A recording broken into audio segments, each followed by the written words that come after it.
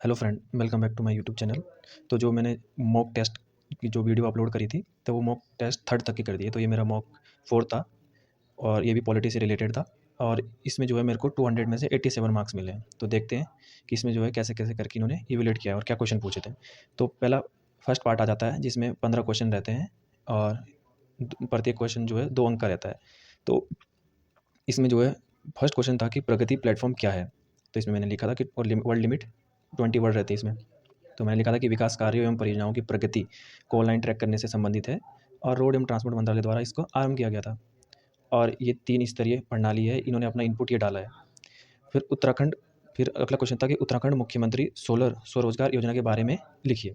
तो इसमें मेरे को इन्होंने 2 में से 1 मार्क्स दिया है, जो कि ठीक है।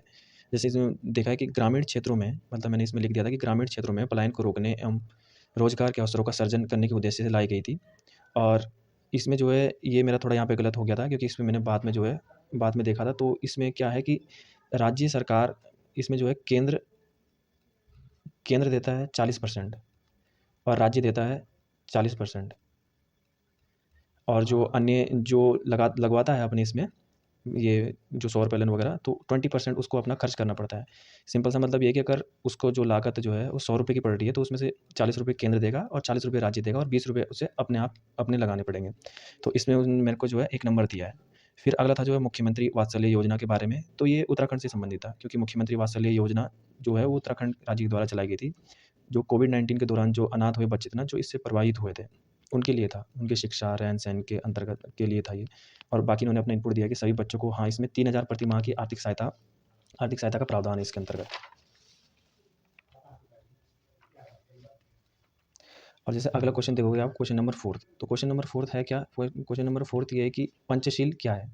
तो पंचशील हमें पता है कि जो 1994 में भारत के पूर्व प्रधानमंत्री नेहरू एवं जो चीन के तत्कालीन राष्ट्रपति के मध्य समझौता हुआ था, ये बौद्ध धर्म से लिया गया था। और इसमें जो है मुख्यतः 5 बात की गई थी। तो इन्होंने मतलब एक ही उनमें से एक का उल्लेख किया है, पारस्परिक आक्रमण ना करना का उल्लेख करें। तो इसमें होता क्या है कि ये 20 वर्ड में है, तो इसमें आपको एक ब्रीफ आइडिया देना होता है। अगर ये 50 वर्ड में होता और 5 मार्क्स के लिए होता, तो इस पे आप पाँचों के पाँचों पॉइंट डाल सकते थे, जो इस समझौते के पॉइंट थे। फिर अगला था क्वेश्चन नंबर 5 है, क्वाड से आप क्या समझते हैं? तो मैंने लिख दी थी। और इसमें इन्होंने जो है पहली औपचारिक बैठक शायद इसकी 2017 में हुई थी, लेकिन हाँ, 2017 में हुई थी। मैंने शायद यहाँ पे 2015 लिखा है। फिर अगला आता है क्वेश्चन नंबर 6, सूचना का अधिकार क्या है? जिसमें जैसे इसमें सूचना का अधिकार क्या है, तो इसमें मैंने लिखा भी है कि आरटीआई एक्ट 2005 के तहत नागरिकों को सूचना प्राप्त करने का अधिकार प्रदान किया है। और तो इसमें इन्होंने मेरे को 1.5 मार्क्स दिया है, जो कि ठीक है, 2 में से। और फिर अगला क्वेश्चन आता है कि जैसे अगला है 7वां, कि बेरोज़गारी को परिभाषित कीजिए। उत्तराखंड की वर्तमान बेरोज़गारी दर क्या है? तो ये मेरे को पता नहीं था, उत्तराखंड की वर्तमान बेरोज़गारी दर, इसको मेरे को पढ़ना पड़ेगा और अभी भी मेरे को फ़िलहाल याद नहीं है ये। फिर मैंने बेरोज़गारी को डिफ़ाइन किया था, लेकिन वो नहीं, अगर शायद मैं उसमें उसको डिफ़ाइन, मतलब मेरे को उत्तराखंड की बेरोज़गारी दर पता होती तो शायद मेरे को इसमें 1.5 मार्क्स दे देते। फिर अगला था कि 8वां, जिला पंचायत के बारे में लिखिए। तो इसमें स्थानीय शासन के मैंने लिख दिया था कि स्थानीय शासन के 3 स्तर होते हैं, ये ऐसे करके। फिर फिर इसमें है कि उत्तराखंड में नगर पंचायत का गठन कहाँ किया गया है? तो इसमें लिख दिया कि उत्तराखंड में वर्तमान में 9 नगर पंचायत है। सॉरी, ये नगर पंचायत मैंने गलत कर दिया, क्योंकि ये नगर निगम इतने हैं, क्योंकि इसमें लिखा है कि राज्य में जो कुल कुल जो है 43 नगर पंचायतें हैं अभी। नगर निगम 9 है, जो हाल ही में जो है श्रीनगर को जोड़ा गया है शायद इसमें ना, पहले 8 थे। तो इसमें मेरे को इन्होंने 1 मार्क्स दिया है। फिर अगर अगला क्वेश्चन देखोगे आप, 10वां, कि इसमें लिखा है कि उत्तराखंड में सर्व शिक्षा अभियान के बारे में लिखिए। तो ये जैसे कि पता ही है कि उत्तराखंड में सर्व शिक्षा अभियान जो है 2006 में लागू किया गया था और सरकारी स्कूलों में बच्चों के नामांकन स्तर में वृद्धि हुई थी। फिर अगला था क्वेश्चन नंबर 11, सपनों की उड़ान कार्यक्रम के बारे में लिखिए। तो ये मेरे को पता नहीं था, तो ये मैंने उस टाइम छोड़ दिया था। फिर अगला है जैसे मानव संसाधन और मानव पूंजी के मध्य अंतर लिखिए। तो मैंने जैसे लिख दिया कि मानव संसाधन क्या है और ये मानव पूंजी क्या है। तो मानव संसाधन सिंपल सा श्रम ज्ञान क्षेत्र के लिए जो उपलब्ध मानव होते हैं, उनको मानव संसाधन कहते हैं। सामान्यतः मतलब किसी भी जो आर्थिक इकाइयों में जो संलग्न होने की, जो जहाँ-जहाँ मानव का यूज़ होता है, तो उसको हम क्या बोलते हैं? मानव संसाधन। मानव पूँजी जैसे लिखा है, मानव पूँजी उत्पादन का एक महत्वपूर्ण कारक है। तो इसमें इन्होंने अपना इनपुट भी डाला है। फिर क्वेश्चन नंबर 13 ये है कि जौनसारी जनजाति की राजनीतिक व्यवस्था के बारे में लिखिए। तो इसमें मैंने लिख दिया कि जौनसारी जो है देहरादून में सर्वाधिक एवं राज्य का दूसरा सर्वाधिक जनसंख्या वाला जनजातीय समूह है। तो राजनीतिक व्यवस्था में इसमें लिख दिया था मैंने जैसे खत समिति और खुमरी समिति। तो खत समिति सिंपल सा होता है कि जैसे गाँव में आपस में जैसे किसी का 2 लोगों का विवाद हो गया, तो 2 लोगों का विवाद में क्या होता है कि खत में ही मतलब सॉरी खुमरी होती है। तो खुमरी के अंदर क्या होता है कि जो गाँव का जो जिसको जो है जैसे अगर आपको जो है मुकदमा दर्ज करना है, तो मुकदमा दर्ज करने के लिए आपसे जो है पैसे लिए जाएँगे, उसको नालस बोलते हैं। तो नालस जाके जो है फिर जो है गाँव का एक सियाणा होता है, तो उन जो सियाणा के सामने जो है वो बिठाई जाती है मीटिंग और उसमें जो है निर्णय लिया जाता है।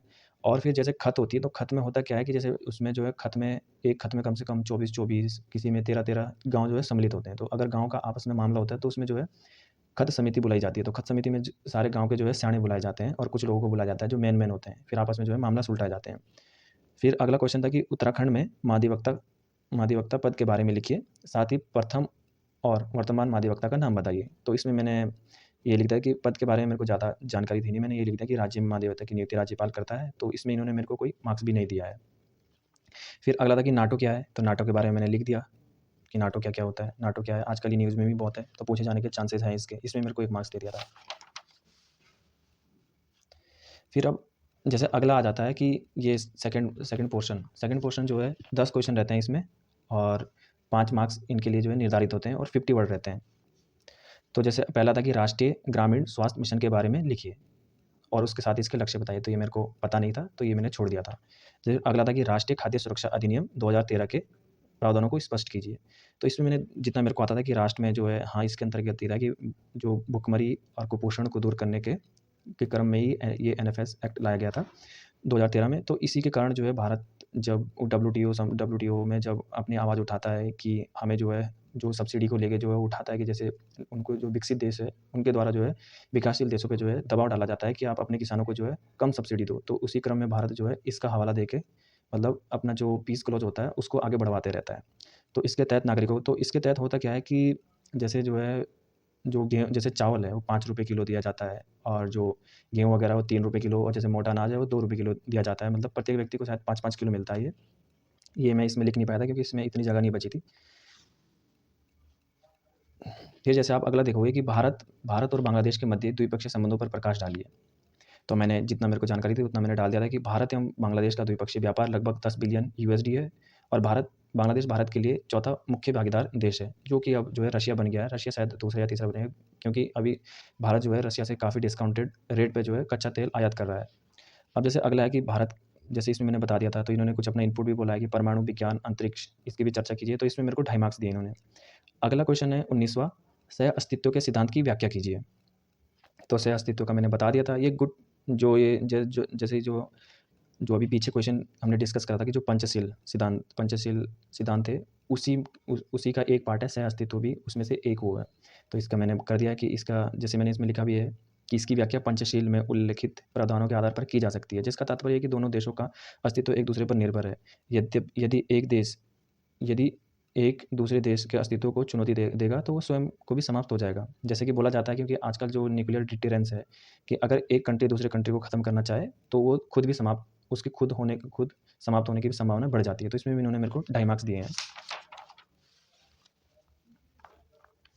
अब जैसे अगला देखोगे कि 20वां है अनुसूचित जाति तथा अनुसूचित जनजाति जो एट्रोसिटीज़ एक्ट है, संशोधित अधिनियम जो 2015 के जो है कुछ प्रावधान बताने थे, तो इसमें मैंने लिख दिया था। तो इसमें मेरे को 2.5 मार्क्स दिए हैं और इन्होंने अपने इनपुट भी डाले हैं, जैसे अपराधों की अपराधों की विस्तृत सीमा है इसमें और आहत करना या किसी को आपने आहत कर दिया, धमका दिया, तो इसके आधार पर आपको डायरेक्ट जो है जेल में डाला जा सकता है।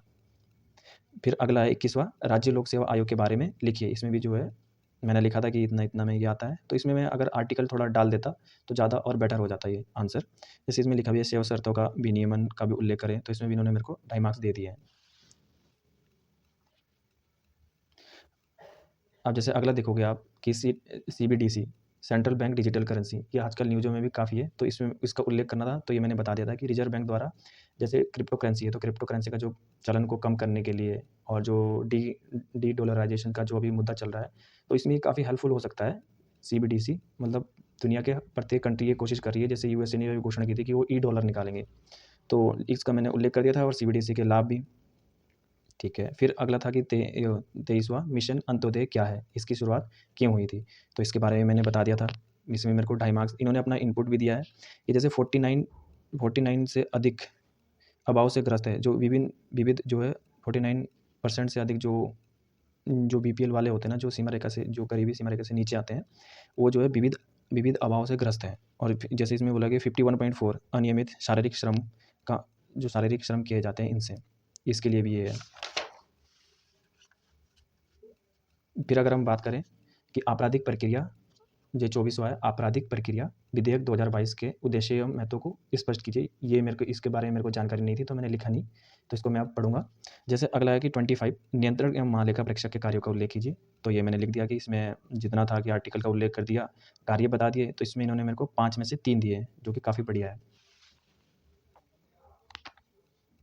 फिर जैसे अब अगला सेक्शन आ जाता है, सेक्शन 3, तो उसमें हमें 7 में से 5 करने होते हैं। तो इसमें मैं पढ़ तो मैं 7 के 7 क्वेश्चन दूंगा, ताकि आप जो है, अगर आप अटेम्प्ट करने की कोशिश मतलब करना चाहो, तो इसको वीडियो को पॉज करो, क्वेश्चन लिखो एक पेज पे और प्रैक्टिस करो इसको लिखने की स्वयं से। और फिर अगर जांचना है तो यहाँ से भी जांच सकते हो, या फिर अपने या गूगल वगैरह से अपने आंसर का मैच कर सकते हो। जैसे इसमें है कि संयुक्त राष्ट्र संघ की वर्तमान प्रासंगिकता पर प्रकाश डालिए। तो इसमें हमें सिंपल सा बताना था कि जैसे अभी यूएन में जैसे चल रहा है, मतलब रशिया ने यूक्रेन पे आक्रमण कर दिया, तो यूएन का जो गठन नहीं हुआ था, गठन इसी बेस पे हुआ था, ताकि जो है विश्व में शांति बनाई जा सके। और जो अन्य देश है, जो एग्रेसर कंट्री है, वो मतलब जो किसी छोटे छोटे कंट्री को जो है मतलब अपने कंट्रोल में ना ले लें। लेकिन वो इस अपने जो उनके जो एम थे, उनको जो है पूरा करने में यूएनओ असफल रहा है। तो उसी के संदर्भ में ये बात करना चाह रहा था, तो उसी के संदर्भ में मैंने ये बताया भी है। यूएनए के उद्देश्य मैंने लिखा है। तो यहाँ पे इन्होंने बोला कि जैसे अंतर्राष्ट्रीय शांति, सुरक्षा, सामाजिक आर्थिक समस्या पर वाद विवाद एवं विचार विमर्श होता है, इसका मैंने उल्लेख भी किया है, और इन्होंने ये पॉइंट लिखे भी हैं कि इसको थोड़ा हाईलाइट किया जाए। फिर थोड़ा बहुत मैंने इसके बारे में बताया, प्रासंगिकता क्या क्या है इसकी। तो मैंने प्रासंगिकता जैसे हालिया जो है घटनाक्रम बता दिया मैंने। हालिया घटनाक्रम में क्या होता है, जैसे कि पश्चिम चीन पर जैसे रूस द्वारा यूक्रेन पर आक्रमण, और जो अभी अजरबैजान और आर्मेनिया के मध्य जो संघर्ष चल रहा है। फिर अगला आता है कि जैसे इन्होंने अपने इनपुट डाले कि संयुक्त राष्ट्र संघ को प्रासंगिक बनाने हेतु, हाँ, ये बात इन्होंने सही कही कि सुझाव। इसको मैं थोड़ा विस्तार थोड़ा कम करके, मैं अगर इसको थोड़ा सुझाव लिख देता तो हो सकता था मेरे को 8 में से ये 5 मार्क्स दे देते हैं। तो इन्होंने 8 में से मेरे को 4 दिए हैं, जो कि ठीक है। अगला क्वेश्चन है 27वां, नाभिकीय आपूर्ति समूह से आप क्या समझते हैं? भारत के लिए इसकी सदस्यता के महत्व को स्पष्ट कीजिए। तो ये सिंपल सी बात करें एनएसजी ग्रुप का, जो एनएसजी ग्रुप जो भी जैसे किसी भी कंट्री में जो नाभिकीय रिएक्टर वगैरह लगे होते हैं, तो उनके लिए जो एनर्जी सप्लाई करता है, यूरेनियम वगैरह, तो इसी के बारे में इसमें बात करनी थी। तो जैसे अब ये न्यूज़ में इसलिए है क्योंकि जो बार-बार जब भी भारत इसकी जो है अध्यक्षता ग्रहण मतलब सदस्यता सदस्यता प्राप्त करने की कोशिश करता है, तभी चाइना द्वारा वीटो लगा दिया जाता है। क्योंकि चाइना के द्वारा चाइना ये बार-बार ये क्लेम करता है कि भारत जो है सीटीबीटी उसने जो है हस्ताक्षर नहीं की है, और एनपीटी पे भी उन्होंने भारत ने जो है हस्ताक्षर नहीं की है। तो फिर भारत की सदस्यता के महत्व का फिर हमने बता दिया कि एनर्जी ग्रुप क्या है, और फिर इसकी जो है महत्व बताया है, ये बताया है। तो इन्होंने मेरे को इसमें से 8 में से 4 मार्क्स दिए हैं, जो कि काफ़ी सही है। फिर अगला क्वेश्चन है 28, दलीय प्रणाली से आप क्या समझते हैं? भारतीय दलीय प्रणाली की प्रमुख विशेषताओं का वर्णन कीजिए। तो मैंने बता दिया कि दलीय प्रणाली क्या होती है, तो दलीय प्रणाली के बारे में थोड़ा बता दिया विस्तार में। फिर अगला हेडिंग, भारत में दलीय प्रणाली किस प्रकार की रही है। फिर उन्होंने अपना जो है अपना इनपुट भी दिया है कि भारत में जो समकालीन दलीय प्रणाली राष्ट्रीय एवं राज्य है, ये हमने लिखी भी है, लेकिन इन्होंने बोला भी है कि सही से मतलब इस एक पॉइंट में उल्लेख करें। फिर अगला है कि जैसे भारत में दलीय पार्टी की विशेषताएं क्या क्या रही है, फिर इसमें मैंने देखा भी है। फिर इन्होंने राजनीतिक दल अपने जो इनपुट दिए हैं कि राजनीतिक दल अपना अपना आधिपत्य ना दिखाकर आपस में प्रतिस्पर्धात्मक होते हैं। ये इसमें विशेषताएं में बताना था, या मैं लास्ट में वो बता सकता। तो इसमें मैंने निष्कर्ष भी लिख दिया था। तो इन्होंने मेरे को 8 में से 4.5 नंबर दिए हैं, जो कि काफ़ी बढ़िया है। तो फिर अगला क्वेश्चन होता है, अगली क्वेश्चन था 29, जैसे भारत में जीवन प्रत्याशा बढ़ रही है, लेकिन स्वास्थ्य देखभाल सेवाओं की गुणवत्ता अपर्याप्त है, चर्चा कीजिए। साथ ही बताइए कि बढ़ती जीवन प्रत्याशा से जुड़ी समस्याएं क्या है। तो ये मैंने करा दी। फिर अगला क्वेश्चन था कि खुली सरकार के माध्यम से पारदर्शिता, सहभागिता और जवाबदेहिता पर चर्चा कीजिए। तो जैसे खुली सरकार में हमने बताना था कि ओपन सरकार क्या है, तो पहले ओपन सरकार को डिस्क्राइब कर दो। फिर जो खुली सरकार से जो पारदर्शिता और सहभागिता जिसे बोलते हैं हम पार्टिसिपेशन, जो जवाबदेहिता कैसे बढ़ाई जा सकती है या बनाई रखी जा सकती है। तो ये हेडिंग थी। पहले मैंने उसके थोड़ा डिफाइन कर दिया, फिर उसके बारे में कुछ महत्वपूर्ण पॉइंट डाल दिए, और फिर यहाँ पे मैंने इसको समराइज़ कर दिया। तो यहाँ पे इन्होंने अपना पॉइंट डाला भी है, जैसे कि ये सुशासन को बढ़ावा देती है, प्रभावी निर्णय को प्रोत्साहन करती है, उल्लेख। फिर जो इन्होंने 8 में से इन्होंने कितने दिए हैं, 8 में से 4 मार्क्स दिए हैं, जो कि काफ़ी ठीक है। फिर अगला क्वेश्चन था, क्योंकि इसमें 7 में से जो है 5 करने थे, तो इसको भी मैंने छोड़ दिया था। जैसे जो है सामाजिक लेखा परीक्षण से आप क्या समझते हैं? सुशासन को सुनिश्चित करने हेतु इसके भूमिका का वर्णन कीजिए, सोशल ऑडिट जिसे बोलते हैं। तो आप अटेम्प्ट करना चाहो तो वीडियो पॉज करके ये क्वेश्चन लिख लीजिए और अटेम्प्ट कर लीजिए। फिर अगला क्वेश्चन था जैसे 32 कि ऑकस क्या है? तो ऑकस के बारे में तो आप सभी को पता होगा, क्योंकि ये काफ़ी न्यूज़ में है, तो इसके बारे में मैंने बता दिया था कि ऑकस क्या है। फिर ऑकस एवं भारत के लिए इसके महत्व को उजागर कीजिए। तो पहले मैंने ऑकस के बारे में बता दिया, फिर भारत में इसके जो है भारत एवं ऑकस का रेफरेंस दे दिया, और लास्ट में जो है कंक्लूड कर दिया इसी में, जैसे आप देख सकते हो यहाँ पे। फिर आता है लास्ट सेक्शन, चौथा। इसमें जो है 7 क्वेश्चन करने होते हैं 5 में से, और वर्ड लिमिट है 250 और 16 मार्क्स का होता है ये। तो अगला जो 33 था होता कि भारत के कायाकल्प में शिक्षा मुख्य भूमिका निभा सकती है। फिर राष्ट्रीय शिक्षा नीति प्रारूप 2019 के संदर्भ में चर्चा कीजिए। तो इसमें मैंने बता दिया था कि किन्होंने जो है ये स्टार्ट की थी। फिर ये बता दिया कि कैसे ये नीति स्कूल से लेकर उच्च शिक्षा के सभी स्तरों में सुधार का प्रावधान करती है। हाँ, ये ठीक है, ये मैं लिखना भूल गया था पॉइंट, तो ये इन्होंने लगाया है। तो हाँ, ये क्वेश्चन मैंने जो है थोड़ा एक जो है जापानी विद्वान जो कोर्ट से स्टार्ट करा है, ताकि जो है थोड़ा रेफरेंस बन सके क्वेश्चन लिखने का, क्योंकि आपको जो है 250 वर्ड में लिखना है। फिर मैंने लिख दिया था कि इसकी जो है प्रमुख विशेषताएं क्या क्या है। इसमें मैंने डाला भी है कि क्या क्या मेन पॉइंट है, तो ये आप देख सकते हो जिस तरीके से। फिर अगला है जैसे कि इसकी मैंने फिर इसमें मुख्य विशेषताएं बतानी थी, मुख्य विशेषताएं बता दी क्या क्या है। इसमें जो है ये थोड़ा मेरा गलत हो गया था कि ये 3 5 3 + 3 और फिर 3 है, 3 है फिर +4 है। फिर इसमें आप देख सकते हो कि लास्ट में जैसे मैंने इसमें थोड़ा निष्कर्ष भी लिख दिया था, तो इन्होंने लिखा भी है कि नई शिक्षा नीति के मध्य चुनौती का। हाँ, इसमें मैंने चुनौतियाँ लिखनी छोड़ दी, क्योंकि मैंने बाकी डायमेंशन थोड़ा कवर कर लिया था। तो इन्होंने 16 में से 8 मार्क्स दिए हैं, जो कि ठीक है। फिर अगला क्वेश्चन है 34, भारत नेपाल संबंधों का ताना बाना क्यों गड़बड़ा जाता है? दोनों देशों में इस तनाव के प्रमुख कारण क्या है? तो सिंपली ये था कि जो हाल के कुछ दशकों में, मतलब कुछ वर्षों में, भारत और नेपाल के मध्य जो है कुछ ना कुछ जो है विवाद देखने को मिले हैं, और चाहे फिर काला पानी विवाद हो, या मधेशी का विवाद हो, या वहाँ पे जो चाइना का बढ़ता प्रभाव हो। तो उसी के बारे में मैंने बताया है कि जैसे चीन, पहले मैंने बताया है कि थोड़ा बहुत एक भूमिका तैयार की है। फिर उसके बाद भारत एवं नेपाल संबंध बताए हैं। फिर उन्होंने अपना अपना इनपुट भी दिया है कि व्यापार एवं पारगमन संधि। हाँ, ये मुक्त जैसे ये इसी में आ जाएगा कि मुक्त आवागमन। इन्हें व्यापार एवं पारगमन की संधि का मतलब सिंपल सा है कि ये आर पार जो है, जैसे हमारे जो है यहाँ के जो भारतीय नागरिक है वो वहाँ जाके आराम से व्यापार कर सकते हैं, वहाँ पे कोई पासपोर्ट वगैरह नहीं है। और जो नेपाली है वो आराम से भारत में आके काम वगैरह कर सकते हैं, जैसे संपत्ति उद्योग में भागीदारी का उल्लेख करें। और फिर आगे मैंने बता दिया था कि जो है कि जैसे आप देख सकते हो कि भारत एवं नेपाल के मध्य तनाव क्या क्या है। तो अगर हम देखें तो तनाव में मैंने बता दिया था कि हालिया कारण क्या था, तो ये मैंने बता दिया था कि मुख्य कारण क्या क्या है। फिर इन्होंने लिखा भी है कि साम्यवाद चीन के साथ समझौता, तो ये मैंने लिखा भी है इसमें कि चीन के साथ बढ़ती जो समझौता है, नज़दीकियाँ हैं, ये भी जो है कुछ कुछ वो बन रही है, मुख्य विवाद का इशू रहा है भारत और नेपाल के बीच। फिर मैंने इसमें देखा, जैसे लिखा भी है कि मुख्य कारण क्या क्या है, ये देखिए। और फिर आगे जैसे सांस्कृतिक कारण और मधेशी का मुद्दा है। और फिर आगे देखिए जैसे चीन का बढ़ता प्रभाव। फिर मैंने थोड़ा निष्कर्ष लिख के इसको जो है समाप्त कर दिया। तो इसमें मैंने 16 में से 8 मार्क्स दिए हैं। फिर अगला क्वेश्चन अगर आप देखोगे, ये है 35 का। विश्व स्वास्थ्य संगठन WHO की बात कर रहा है ये।